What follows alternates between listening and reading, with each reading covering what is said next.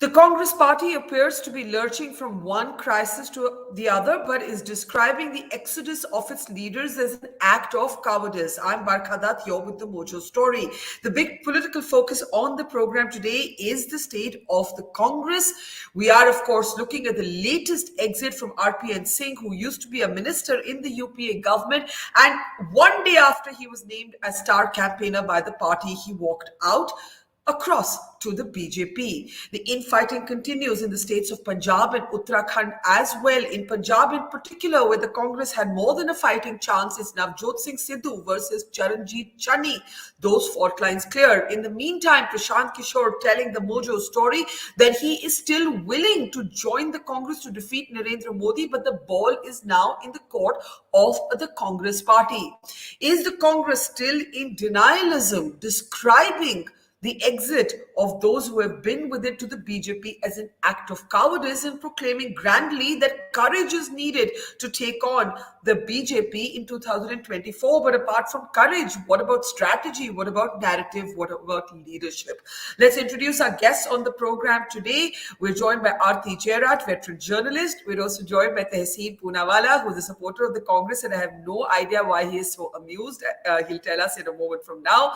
Tavleen Singh, known to be a trenchant critic of both the Congress and these days the Modi government, which is, I think, how all journalists should be about all political parties, is with us as well. Dr. Shruti Kapila, who's a professor of history at the University of Cambridge, is with us. And Rasheed Kidwai, veteran journalist, someone who knows the Congress like I think nobody else does, is with us as well.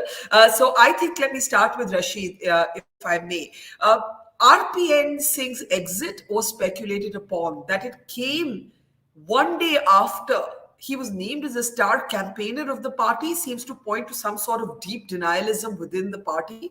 Those pictures are now going viral of Jyotiraditya Scindia welcoming him as he joins the party. Rasheed, what do you make of it? Why was the party taken by surprise? Why did they name him star campaigner if he was going to walk out the next day? No, I think, Barkha, there a lot of things were happening. I don't think the party was in denial. They were in the know for last 2 years. RPN Singh was unhappy, or rather, Congress was unhappy with him. RPN Singh in one CWC meeting had said that the Congress should not name Narendra Modi in state assembly polls, and that had upset Rahul Gandhi. There was a lot of disquiet. All these things, were reported. There was also some problem with this Jharkhand government vis-a-vis. RPN Singh, who was a point man there. There were all kind of allegations were there.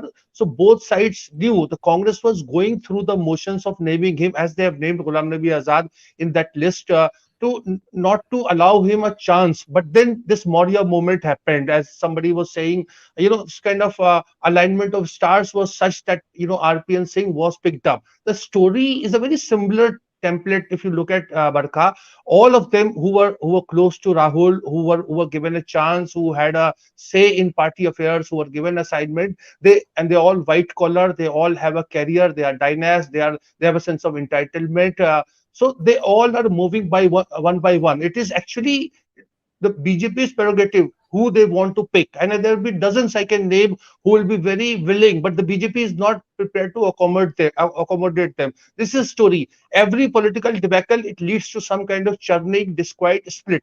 Look at history of Congress after 67, 69, 77. 96 to 2004, 5 major splits. All this has happened. Nothing happened between 2014 to 2019 till date. This is something Yeah. abnormal. Congressmen are happy to be unhappy. Okay, and Sonia Gandhi's continuation. Just one line point: Sonia Gandhi's continuation as interim president, working at cross purpose with Rahul Gandhi's whatever vision or plans he has. So nothing is moving in the party. I have, I think we all smiled when you said the Congress men and women seem to be happy to be unhappy. That can't be the strategy to go into 2024. Tehseen, are you also happy today to be unhappy? Is that why you're smiling? What's going on here? You've had a bet with me about the Congress, taking Punjab, and I'm going to play for all of you in a moment from now how a Congress voter, not a BJP voter, not an Aam Aadmi voter, but how a Congress voter reacted in Punjab. But first, tell me why you're smiling. Are you happy about RPN Singh's exit? No, Rasheed's line almost reminded me of the famous Hindi song "Tum itna jo muskara rahe ho, kya gum hai jise chupa rahe ho." There is no gum that I am hiding. So the only stars of mine that are aligning is that I get to come on a show with stars like you and Tavleen and everyone out here. So that's the only stars of mine that are aligning. But I still stick to my bet. Congress is winning Punjab and Uttarakhand. Punjab is not just a state; it is also an emotion, and the emotion is absolutely with Congress. I understand that there are voices that are slightly that may have wanted a ticket distribution to be different, but I think Congress is winning Punjab.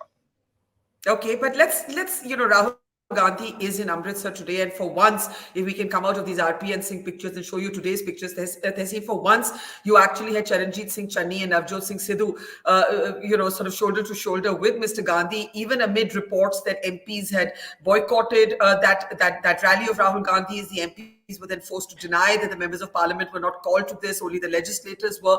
But the fact is that such a rumor is able to gain traction precisely because everybody is aware that Mr. Sidhu is out to undercut Charanjit Singh Channi. If it's Congress versus Congress in states like Punjab and Uttarakhand, how are you going to convince the voter, Tehseen? I don't agree with your analysis that people are aware that Mr. Sidhu is out to cut Mr. Channi, because of the 5 MPs, let's talk about your friend Mr. Manish Tiwari. Is he in Sidhu camp? So his name was floated. So that's not true. Look, Punjab is very complicated, as we all know, and the fact is, 2 of those 5 MPs whose names were floated were very much here in Delhi for the CPP meeting, and 2 of them are taking the news channel that actually started the rumor to court. So Amit Shah ji had said very famously in Rajasthan that whatever rumor we spread gains traction because A, there are people who don't cross check, and B, that they have a machinery that does that. So that is one part of it. But let me tell you one thing. At the end of the day, even Sidhu, when he came to Delhi, said it is ultimately the high command that will decide. And I'm being absolutely categorical out here. Right now, this election is being fought in Punjab under the collective leadership, and whoever gets and the MLAs at the end will decide who's the chief minister. But Congress is going to get more than 80 seats in Punjab. So There is no denying. you're not bothered by the exits that are taking place that have grandly been described as cowardice. Yes, I mean, you don't want colleagues or people you've looked up to, for example, in this case, specifically RPN, to go. But then you also must ask the question, and I ask this with a lot of humility. Let's talk about Uttar Pradesh and Priyanka Gandhi Vadra. Every time, Barkha, I've had a conversation with you, I've had the privilege of being on your show, you've asked, where are the Gandhi siblings? Why are they not on the ground? Why are they not fighting? Here is Priyanka Gandhi Vadra without an organization. She was at Sonbhadra, Hathras, Unnao, fighting, taking the lathis, trying to build an organization. Let me ask you a counter question. How many of these high profile people were there on the ground? How many got lathi charge? How many FIRs? How many went to jail against the administration? You cannot build an organization. You cannot say, okay, when the UPA comes to power, we'll be ministers, we'll sit in the front row, we will direct, but then not be with Priyanka and get arrested. I'm not. Since you asked me a question, let me answer. I continue to believe that Priyanka Gandhi Vadra would have been taken more seriously had she and were to be officially named as the chief ministerial candidate of Uttar Pradesh, or this percentage that has been reserved for women candidates in a state like UP, where the Congress knows it has no skin in the game. If you had done this in Punjab, for example, if you'd done it in Uttarakhand, I would be willing to take a lot more of these things, as a sign of seriousness. Right now, I think this continues to be part-time politics. That's my humble answer to you, Tehseen. But since you have spoken about Punjab, and since we're talking about the larger sort of Congress crisis, and I think it is a crisis, if we can come out of these pictures, and before I come to Tavleen Singh, bring you a sense of what Congress voters on the ground in Punjab, where I spent a week, are saying. This is a Congress voter, a Dalit voter, a Charanjit Singh Channi voter, a fan. And this is what he had to say about the state of the infighting in the Congress in Punjab. सरदार जी, चुनावी हवा किसके favour में चल रही है ज्यादा इस time? हाँ इस टाइम तो कांग्रेस ही चल रही है। आपको लगता है? बहुत से लोग कह रहे हैं कि इस बारी झाड़ू का चांस हो जाएगा। झाड़ू का चांस हो जाए, 5 साल पहला नहीं होया, थी क्या होना है? क्योंकि अमरिंदर से काफी लोग नाराज थे। नाराज थे कैप्टन से? उससे नाराज थे कैप्टन से। फिर चन्नी के हक में है। चन्नी ने मामला ठीक कर दिया। चन्नी ने बहुत ज्यादा सहूलतें दी थी। लेकिन चन्नी और सिद्धू की जो लड़ाई चल रही है, सिद्धू के साथ भी तो लड़ाई चल रही है। सिद्धू तो बेड़ा गर्क करने लग गया। बेड़ा गर्क? सिद्धू तो बेड़ा गर्क करने को लगा है। तो उस लड़ाई में आपको लगता है कि केजरीवाल आगे निकल जाएगा? हाँ, ये देखो नहीं निकलता फिर भी। नहीं? क्यों नहीं? चन्नी का बहुत जोर है, जो बहुत प्रभाव है। ऐसा 6 ਮਹੀਨੇ ਦੇ ਵਿੱਚ ਇਹਨੇ ਬਹੁਤ ਜ਼ਿਆਦਾ ਸਹੂਲਤਾਂ ਲੋਕਾਂ ਨੂੰ ਦੇ ਦਿੱਤੀਆਂ।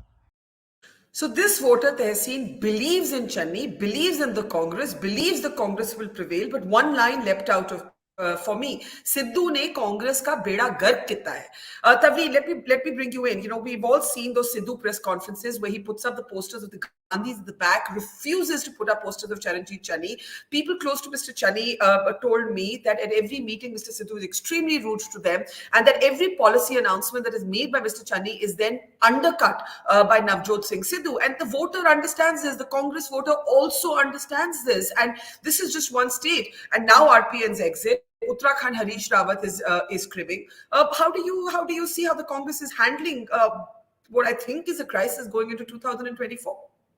I watched your interview with PK, and Yeah. he made a few very interesting observations, which I sort of agree with. My theory is that Sonia Gandhi, who actually saved the Congress party in 1997, 98, whenever it was, the party was already breaking up then, and she saved it, right? She won two general elections. But I think that since 2014, she has actually either let the ball drop or not been interested or hasn't learned how to be in opposition. Because actually, what she did was she, in a way, destroyed the Congress organization on the ground and had a darbar. So all these people that are leaving were, dynasts, as Rasheed said, but they were dynasts that she wanted because she didn't want anyone who could challenge Rahul at any stage. So you're paying the price of breaking up a huge organization. Do you remember there was a time when you couldn't go into a village and not meet someone from the Seva Dal or from the Congress Party? That no longer exists. And you're up against a very formidable election machine led by two men who do nothing but politics all day. And they've built up in UP, there was no BJP machine in 2014. They've built it up from scratch. Why has the Congress party in the past 7 years not built up either a narrative? You can't win by just abusing Modi. You've got to have something to say. What do you stand for? And by the way, there's really room for the Congress party at the moment. This could be in 2024. People are going to be looking for an alternative to Hindutva and all that kind of hate speeches, and it's a very uncomfortable India that we're living in at the moment, and people are looking for an alternative, which is why it's very hard to understand why, other than Priyanka, who's trying in UP to create some kind of narrative, you don't see that at all at a national level. You don't see. And when you hear the Congress describing RPN Singh's exit and other exits as an act of kairta, the Congress tweeted out Rahul Gandhi's old video pretty much saying the same thing: the brave stay, the cowardly leave. It's very grandiose, in my opinion, especially when the Gandhis have not committed themselves to the kind of 24/7 politics that we've seen from Narendra Modi and Amit Shah. Tavleen. Yeah, it's not about courage. It's about, as PK was saying to you, it's about strategy and creating a new narrative. Your narrative cannot be Modi is terrible. That's not a narrative that you're going to win anything on, because the reason why Modi has won twice is the millions of Indians don't see him as terrible. So please come up with your own, come up with a formula that that can occupy a space that is lying vacant. Because I agree with PK, you cannot have an opposition without the Congress party. The Congress party is the pivot. So Yeah, I mean, those I've never Yes. supported the Congress party. I've never voted for the Congress party, but I actually would like to see the Congress revive. Well, I'm going to play out a little clip from that Prashant Kishor interview, the PK interview, in just a moment. But Arti, what explains then that the Congress is in a kind of denialism, or is it in that denialism? Is it just that they're saying one thing for public benefit and inside it's imploding and the party members know it's imploding? And if so, why would the Congress, for example, pick this moment a fight over the Padma Awards, with Jairam Ramesh, for example, taunting Ghulam Nabi Azad? Are these the battles they should be fighting at this point, Arti? So, I mean, I really, frankly, I think it's very difficult to fathom what is driving Rahul Gandhi at the moment. I mean, he disappeared. You remember in December, he disappeared just when he should have been here, sort of kicking off Punjab and so on. In fact, I think the Punjab Congress had planned a kickoff rally just at the time that Rahul Gandhi disappeared. So they had to postpone that rally. And, and nobody knew where Rahul Gandhi was. I somehow get the feeling that Rahul Gandhi thinks he's doing an Indira Gandhi. That is, purge the Congress of all those who are not loyal to him, not loyal to the family, not loyal to the party. Let them all go. And I'm young. I, have time. And then the Congress under me will rise like a phoenix from the ashes in this new form and a new, younger, more vigorous Congress. I think what Rahul doesn't realize is that firstly, Indira Gandhi fought a very tough, smart, ideological battle with the old guard. She drew the line on issues like abolishing of privy purses, bank nationalization, taking a very definite left turn towards socialism and calling those guys and the other guys anti-poor, right-wing, and so on. It was an ideological battle that she fought, and she very smartly outwitted the old guard. Rahul just seems to be letting everybody drift away, young, old, it doesn't really matter, and he's letting it all drift away. And I really cannot understand why he cannot, if he has to, I can understand that he wants to create a Congress in his own image, every young person who takes over. I think, and that happens even in corporate, even in corporate firms. It happens in institutions. Sure. Everybody wants to create, have their own team and so on. But he needs to show leadership on that. He needs to have some kind of some ideal, some ideology, some big idea, around which he galvanizes people and supporters and creates this new Congress. Not just let it all just drift out of his hands. And I just want to bring in Shruti here, and then I'll play that Prashant Kishor clip. It isn't just the BJP that is now talking about Mr. Gandhi's frequent visits abroad. It is would-be allies like Mamta Banerjee, who on a trip to Mumbai said, "Oh, why should I talk about Rahul Gandhi? He's always abroad." And then taking a leaf from that book, you had Sunil Jakhar take a plane, outside India in the middle of the Punjab campaign. He's one of the three people who's in charge in a nodal position of that campaign. Shruti, do you think there is a crisis in the Congress, or do you think this is a necessary purge? I say at a flippant level, I think it's really enjoyable that we are talking political gossip and intrigue. We get none of this from the other side. So at one level, it's fantastic old style politics, factionalism, gossip, and the like.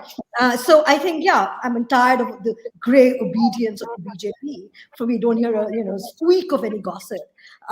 So having said that, I do think that the BJP and the Congress are in very different life cycles. For instance, I think the BJP is at its height of its power, much like Mrs. Gandhi and IG, that is, and is able to prosecute a kind of ideological conformity that Arati Jerath was talking about amongst its members. The Congress is actually in an identity crisis, not simply about ideological. I don't think it's in crisis. It's in a turning point, in the sense it's no longer associated as a party of power, which is why ambitious politicians, people who want a political career, say whether it's an RPN Singh, especially if you're from the Hindi heartlands, then you make a pragmatic choice. You say, well, I have 10, 15 years till I get really old. I think I'm just going to go where I might win. And I think the answer for people like Rahul Gandhi and all is that it's no longer actually a party of power. It now needs to remake itself, whether in A, B, or C's mold. But that's why it's in a different life cycle. And I think, and that's what's really going on. It's not simply factionalism. I don't think it is a generational shift, but also you have two national parties in a completely different, as it were, age, because BJP is at its kind of prime after about 30 years of trying hard to win power. Forget the Jansangh, forget the Mahasabha. So you could either take a one. Yeah, so I think we have to put it in context. And actually, we should enjoy a little bit of this political gossip. Well, it's great for journalists. It's high. Sure. When the crisis will come, we won't know when it is. if every day is a crisis, then when actually it comes, we will not notice it. Okay, it's enjoyable certainly for journalists who have to chronicle it because it's lots of masala, it's lots of drama, it's lots of sort of jousting and banter and sarcasm. Yeah. But even the Jairam Ramesh tweet, I just want to bring it up for a moment. That kind of old style, almost Stephanian wordplay that he, Tharoor, the Manishankar Ayers, it seems to belong, enjoyable as it is, to a kind of old world politics beyond which India has moved on.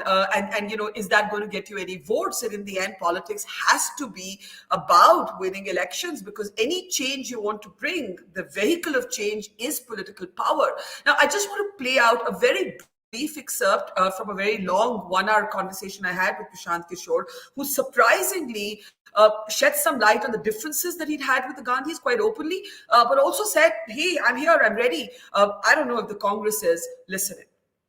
तो मुझे एक चीज़ याद आती है कि कुछ साल पहले आपने और मैंने एक कॉन्वर्सेशन की IIT दिल्ली में, और वहाँ पे मैंने आपसे पूछा कि नरेंद्र मोदी जी प्रधानमंत्री और राहुल गांधी जी में पॉलिटिकल फिलॉसफी में और पॉलिटिकल पर्सनालिटी में क्या अंतर है, और आपने कहा प्रधानमंत्री एक रिस्क टेकर है, he has a big apatite for risk, और राहुल गांधी एक स्टेटस कोइस्ट है और उनको लगता है कि ये जो अनकन्वेंशनल पॉलिटिकल हालात है वो कंजर्वेटिव कन्वेंशनल पॉलिटिक्स से हराई जा सकती है, and that was your biggest disagreement with him. In these rounds of conversation, has that remained the biggest disagreement? Is it with Mr. Gandhi believing in a kind of political philosophy जो आपको लगता है कि आज की political माहौल में उसका कोई relevance नहीं है? नहीं, देखिए, डिसएग्रीमेंट मुझे नहीं लगता है कि इन बातों पे इस बार रही है. जो डिसएग्रीमेंट था वो basically the kind of measures which we agreed to do and that we jointly agreed that this what is needed, conventional and unconventional put together, required a very big leap of faith. और वो leap of faith कैसे हो सकता है जब आप एक दूसरे को एकदम fully trust नहीं करते हैं. तो बातचीत इसलिए नहीं कंप्लीट हो पाई या इसलिए लॉजिकल कंक्लूजन पे नहीं पहुंच पाई क्योंकि मुझे लगता है कि कहीं ना कहीं with in Congress some elements they were not willing to trust me, not on what I was suggesting, not trust me as a person. Yeah. और वो मेरे साथ भी है कि I do not necessarily trust the Congress rank and file, the hierarchy with what they say and what they would allow me to do. So वो उस वजह से बातचीत पूरी नहीं हुई. Conventional, I think he was quite okay with every unconventional measure which was part of the blueprint. आप इस इंटरव्यू में कह चुके हैं, दो चीजें कंफर्म कर चुके हैं. एक तो 2024 से पहले हम आपको किसी ना किसी पार्टी के साथ जुड़े हुए देखेंगे. 1, 2, आपने कहा कांग्रेस से बात उस समय रुक गई, हमने कहा चलो भाई बाद में देखते हैं. दोनों ने कहा कि क्या आप इस स्टेज पे भी अगर मैं आपसे पूछूं कि ये बातचीत अगर दोबारा शुरू होती है और वो जो डिसएग्रीमेंट्स है वो रिजॉल्व हो जाए, आप कांग्रेस में ज्वाइन कर सकते हैं? It is largely a function of how Congress leadership wants to take this forward. You're not saying no? From my side, it's not no. अगर आपको एक चीज इस समय बदलनी हो in how the opposition is approaching the idea of the 2024 battle, एक specific चीज, वो क्या होगी? I think Congress, if they really commit themselves that come what may, we will walk that extra mile, we will do what it takes, they still remain the force around which something very credible could be put together. So you still, for 2024. you still see the Congress as the pivot for 2024? If you are looking at 2024, yes, then Congress has to be the pivot, but a Congress that is far more open to the new ideas and new approach. It is possible. Also to new leaders? Everything. They have to be able to new ideas, new approach, new strategy on the ground, new allies, whatever it takes. But if Congress were, if you're asking what is one thing that need to change, that could dramatically change the equation, is Congress. Has to be Congress because they are the largest player. So what is that one thing you would change dramatically about the Congress?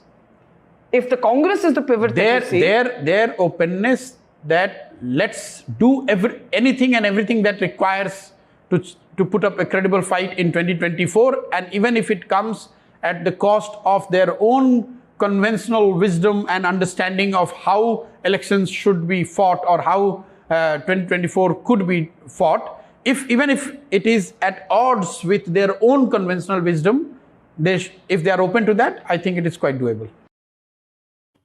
Okay, there's so many ifs and buts there in terms of what the Congress might be willing to change. At the moment, we see no sign of that willingness to change. Rasheed, let me start with you. Do you pick up off record? Prashant Kishor is one part of the story. Do you pick up a willingness to dramatically change? Let's remind our viewers, this is a party without a full-time president at the moment. Prashant Kishor detailed in other parts of the interview some of the differences. He did not want to be involved in these assembly elections. He wanted a separation between who is president and who is prime ministerial candidate. He wanted a simultaneous sort of decision on the heads of the Congress across states and so on. There's much more in that interview. But Rasheed, go ahead. Do you feel that the Congress feels at the highest level that it needs to change dramatically? I think, Barkha, first of all, I should, compliment you for that excellent interview. I am also reminded of that old interview you did with Priyanka Gandhi, where Priyanka Gandhi was not in politics and she said never. I remember you asking, never means never. Yeah. She said never means never. And then, she is in politics. So whatever politicians or political, players say, they do not mean this. I mean, so on that point of view, I think the talks between PK and Congress are on course. A lot depends upon the outcome of, the 5-state election. A lot depends upon Rahul Gandhi's own standing. I think, but the way elements in the Congress tried to democratize, this kind of induction of PK, that was something very intriguing because it doesn't happen. We all have seen our, long journalistic career that there is always an element of surprise when someone comes in. I mean, you don't appoint a committee to ask party cadre whether this person should be taken or not. PK is a huge asset. He has proved himself. He's also looking for I think, rightly so, within a role for himself in the Congress. But that is something I think, Congress has the whole thing like they used to say about Rahul Gandhi that, he should only become a prime minister. He should not become a minister under Dr. Manmohan Singh. And one last thing, this is what I gather from the Congress. This is not in the realm of gossip. See, congressmen don't like, PK's candidness. He talks a lot. They want someone like Manmohan Singh who doesn't talk, who just kind of who's there and who arrived and who did everything. Okay. Yeah. So these are the things that are there. But I think, story will unfold itself after March 10th. Tehseen, I know you're not a PK fan, although you always qualify it by saying I have a lot of respect for PK. So let me spare you that line, fast forward that line. Yes, you have a lot of respect for PK. My curiosity is most people are leaving the Congress. Here's somebody who's saying, I'm willing to join. Whatever else you may think of him, do you not think that taking that up along with some kind of blueprint for change is what the party needs right now instead of being ostrich-like? Is the party that you support being ostrich-like right now? So let me share Rasheed's emotions. I think the interview was very nice, and I think kudos to you. You brought out, you got PK to talk, which is not very easy to do because he's known to keep his cards close to his chest. And here was PK on record saying, look, I want to come to the Congress. So to that point, I think that's a fantastic interview and kudos to you. Thanks. But everything that PK said is not rocket science. Why is the presumption that because somebody is saying it, the Congress is not aware of it? Has Congress not taken the unconventional route? No, I think they have. I think they've been very unconventional. For example, in states like Karnataka, they've completely given up. They gave up the chief minister's post. In Maharashtra, they got the Shiv Sena to go along with it. So the Congress has done what it takes under Rahul Gandhi and Sonia Gandhi to keep the BJP out of power. They've done that. That's part one. Perhaps that's one of the reasons why we often ask what's the Congress's ideology, because in order to achieve the end goal, which is electoral results, they've had to work around the ideology. Point number two.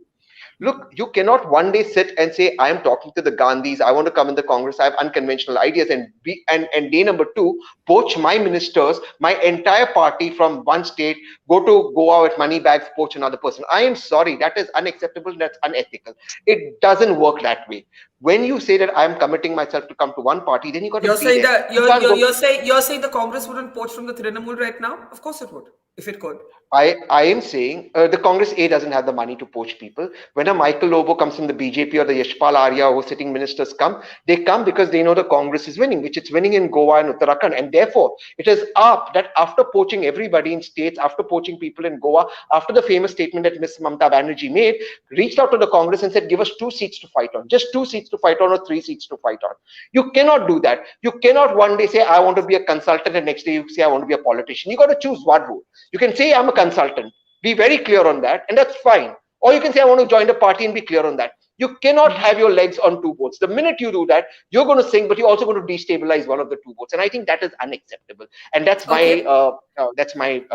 take on it. But this resentment against regional parties, Tavleen, whether it is a Mamta Banerjee or an Aam Aadmi party for splitting the anti-BJP vote, Arvind Kejriwal in another interview to me said, ये पूरा दिन रोते रहते हैं, ये 24 घंटे रोती है कांग्रेस, ये अपने ऊपर अपने आप को improve करने में क्यों नहीं focus करती? It is our right.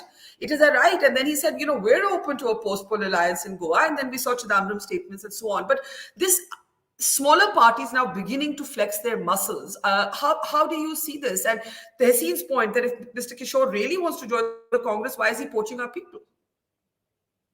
Look, I don't know why he's doing what, but certainly the regional parties, the regional players are filling a vacuum in the opposition space, a vacuum that really by now the Congress party should have filled, because we've got many things about what's going on in the BJP that are very, very dangerous. There's a move towards authoritarianism. There is, and it's very clear to see, we have the Prime Minister talking about duties and not rights, and how we've spent too much time, fighting about rights. But actually, rights are what makes democracy. Duties is what dictators make people do. They expect you to do your duty by the country without getting anything. So there are many things that the Modi government has done wrong, and not one of them has been something that Rahul Gandhi or Sonia we don't even see or hear from anymore, and she's supposed to be the president. But, neither Priyanka nor Rahul in the campaign that we're seeing at the moment have raised anything like that. Ladki hu, ladungi, vagara, vagara. Get real. You're dealing with a move towards right wing. Well, I don't even call it right wing because it's actually socialist Hindutva. And it's a lot of people are unhappy with that. As, PK, I hate to keep quoting him, but he points out that you've got a lot of people who are not on the side of the BJP, a lot of Hindus who don't support what's going on. But somehow the impression, the BJP is actually dictating the narrative. So, they started going to temples before campaigns, and now everybody's in gurudwaras and temples. And this is their playing field. So, and it's their ball game. So if you want to play on that field, you're going to lose. Yeah. Shruti, to your point that this is, in a different state, the BJP is in a sense where the Congress was, and this is the BJP decade, as it were. But does the Congress have the time to go through a different life cycle of the way that you're talking about? Rahul Gandhi, I think, once famously said at Jaipur, about how power is poison. The fact is that there can be no instrument of change without winning elections. Why are you in politics if you don't want to win elections? I'm not saying that I'm not trying to rationalize a kind of amorality or a non-ideology, but I'm saying if your narrative isn't bringing voters to you, there's something wrong with your narrative. Possibly, yeah. But I think we, in Indian politics, when we discuss things, we tend to actually over-exaggerate the importance of pragmatism and the kind of hard-headedness which sees people move from one party to another. And the thing is, the BJP is an ideological force, which means that the Congress has no option but now to remake itself ideologically. So fine, if people want to move, they move. On Prashant Kishor, I think this is precisely the problem. The problem is not that he has worked with smaller leaders. He is someone who has worked with the BJP in 2014. He started his success on the opposite side of the spectrum. And certainly from the speeches by Rahul Gandhi, you see him taking, I disagree here with Tavleen Singh, he takes a very strong anti-Savarkarite, anti-Hindutva position. And also, I think Rasheed Kidwai is not not here. It's a bit much to compare Prashant Kishor to Manmohan Singh. Manmohan Singh was a kind of, decorated economist of 50 years standing, and show the marketplace for political advisors and and the like, and strategists of the like that Prashant Kishor is going to increase. He just has advantage of the first successful player in India. These exist two by the dozen in the British and American political systems.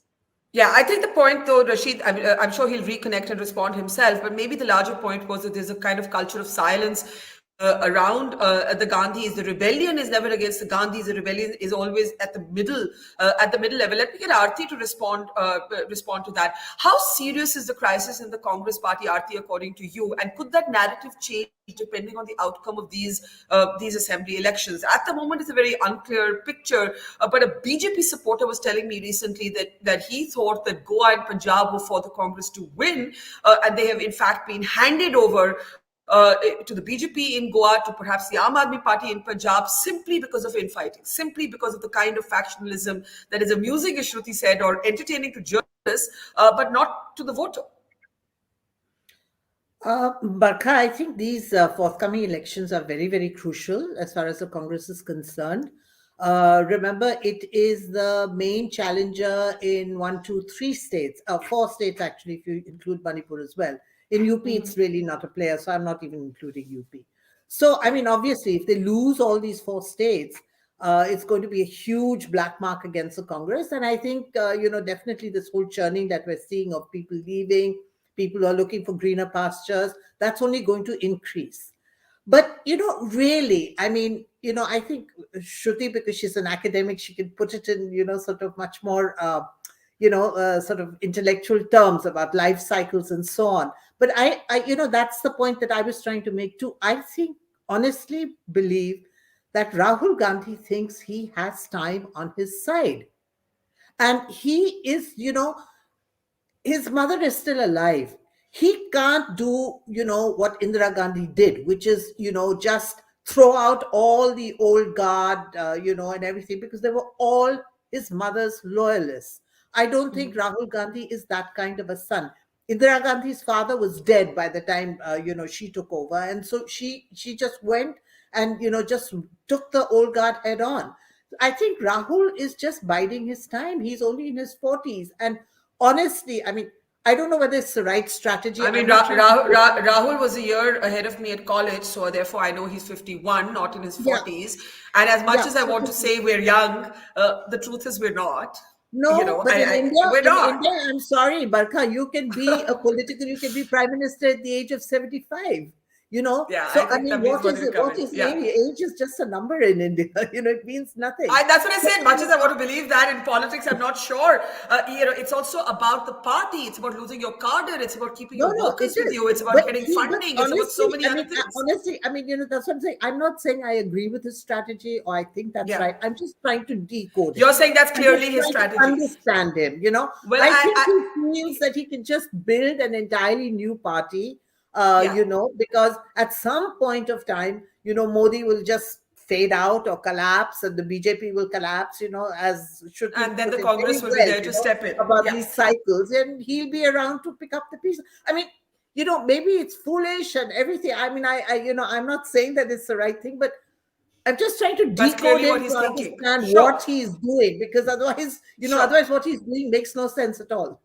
Tavleen, go ahead. Tavleen. Arti's right. He does believe, I know from sources close to the top, that they do believe they've got time on their side. But in that time that you have, you cannot just wait for Modi to collapse on his own, right? And, I mean, I don't know what Shruti was disagreeing with. She said the same thing as me. You've got to have some sort of ideology around which you can get people to come and support you. So, at one point you would get Sharad Pawar would be on your side. And, there is that what they used to call secularism, that old fashioned, completely denigrated word. But Mrs. Gandhi did have an ideology, Arti. She did have an ideology, and she wanted those people who are leading the Congress at the moment are Rahul Gandhi's friends. Jyotiraditya Scindia RPN Singh, Jitin Prasada. This was in that Tehseen. This was the closest circle with him. These are not Sonia's guys going, these are his. Arti, you No, want to but respond the briefly? G20, yeah. So the G23 was largely Sonia's people, led by But they haven't Ghulam left. Nabi Azad. But they haven't You know, left.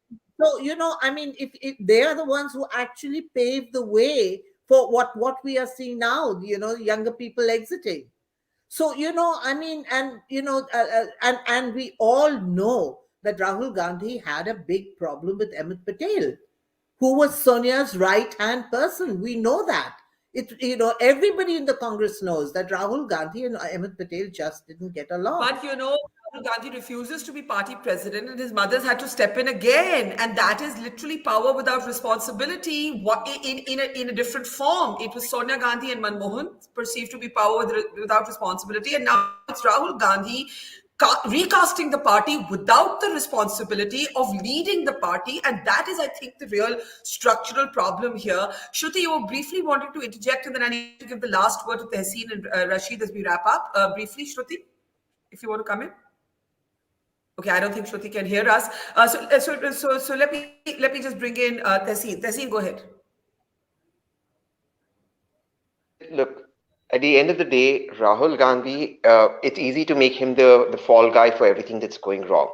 But isn't it that people from BJP are moving towards the Congress, whether in Uttarakhand or Goa, where Congress is expected to do well? Why is that never a reflection of Amit Shah or Narendra Modi ji's leadership? That never happens. You don't blame them for those leaving. These are sitting ministers, mind you, sitting ministers who don't have the confidence of contesting on the BJP ticket. Secondly, look, for all the idea that we know through sources, I know for a fact that Mr. Gandhi has reached out to a multiple amount of people, both in alliance partners and otherwise across the aisle, to try and make a common ground. We sometimes, I think, sit arrogantly that Mr. Gandhi is just waiting for the BJP to collapse, Mr. Modi to collapse. Why don't you give him the credit that he realizes, after hearing intellectuals like y'all and amazing programs like this, that he knows that that's not going to happen. He does understand that there is what explains Sidhu? What explains Sidhu in Punjab? I remember you, Tehseen, as a Congress supporter, saying you do not like these lateral entrants being given the kind of power. What explains Sidhu? I don't like lateral entrance. I don't like the definite left turn and the cheering in your own circles. I think politics is the art of reaching out beyond your comfort zone, and I think that you need to reach out. So I agree with all of that. But I'm trying to say a larger issue. I'm saying that every time it's put down that the Congress is not aware of it, that's not completely true. I think the Congress also realizes that. The Congress has very limited resources. Now, Tavleen said one thing which is very important, that what are the issues Rahul Gandhi's left? Every single issue in this country that has been opposition driven, where Mr. Modi has to go on the back foot, including COVID, was first raised by Mr. Rahul Gandhi. It's another matter that the media does not want to give him credit, but he's raised it. On the ideological front, let me be, there's been no other leader except Rahul Gandhi in this country who's been absolutely crystal clear on what ideology is. Why is it that the voter is not accepting or internalizing that? And Shruti, brief interjection if you can hear me, and then Rasheed will close the program for us. Go ahead, Shruti.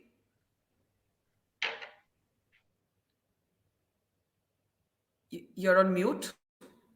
Shruti, can you hear me? You're on mute. Okay, I don't think Shruti's line is working to us. Rasheed, let me give you the last. Oh, yeah, there you are. Okay, go ahead. Sorry, go ahead. Yeah, no, just a very brief point. I mean, I think this is about the future of the Congress and the like. I do think that it is an interesting point, a turning point. These elections are important. I mean, as Arati was saying, particularly in places like Punjab and Uttarakhand rather than the other places.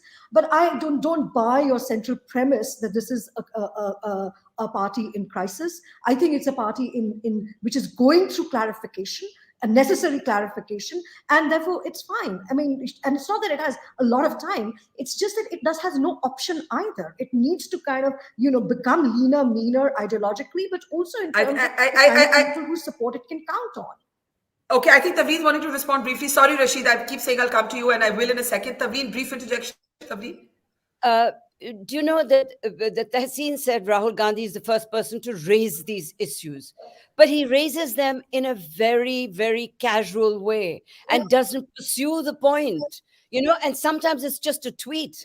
Do you know, there's been, look at what happened in Uttar Pradesh in the second wave. You know, where were the Congress party workers then? Where was the Seva Dal? Why was there nobody where you were on the banks of the Ganga? There were other people there. That's when the Congress party should have shown up. It's not afterwards to say, oh, he's messed it up and COVID is, and I predicted this. That's not good enough for the voter.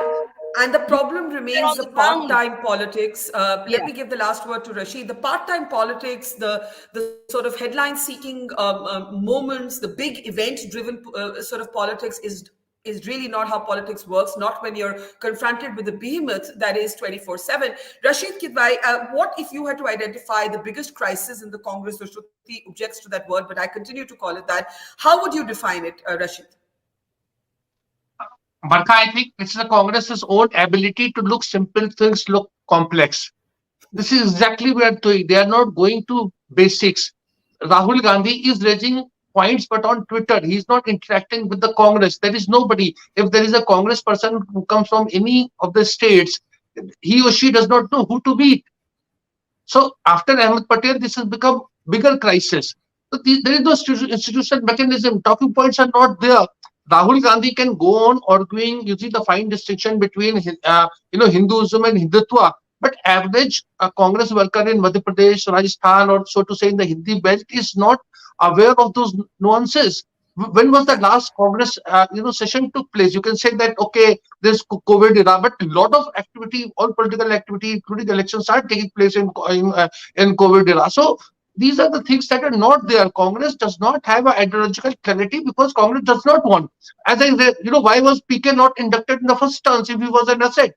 You can't go on asking, Ambika Soni and others to find out from cadre what they think of them. They would not, of course, do it. So Congress is playing a lot of politics with itself. And Gandhis are directly or indirectly responsible for it. Well, I think that actually says it very well, that forget the sort of meta questions about the differences between Hinduism and Hindutva. If the Congress worker doesn't have a way to access their leadership, and this has been a long-standing feedback from Congress workers, by the way, about the Gandhis, and earlier they had an Ahmed to turn to, who is playing that role. Just something as basic as that is something the party's not been able to resolve. We leave it there. Arati, Jerath, Rasheed, Kidwai, Shruti, Kapila, Tavleen Singh, and Tehseen, Poonawalla. Thank you. The state elections are going to tell us a lot about how the voter is perceiving some of the things that we're saying, and maybe we'll be proven right and maybe we'll be proven wrong. We'll have to wait a bit to find out. Thank you for watching. See you tomorrow. Goodbye. It's great to see you here. Thank you for watching our work. If you haven't subscribed yet, don't forget to click the bell icon and subscribe to Mojo Story and support independent, robust journalism.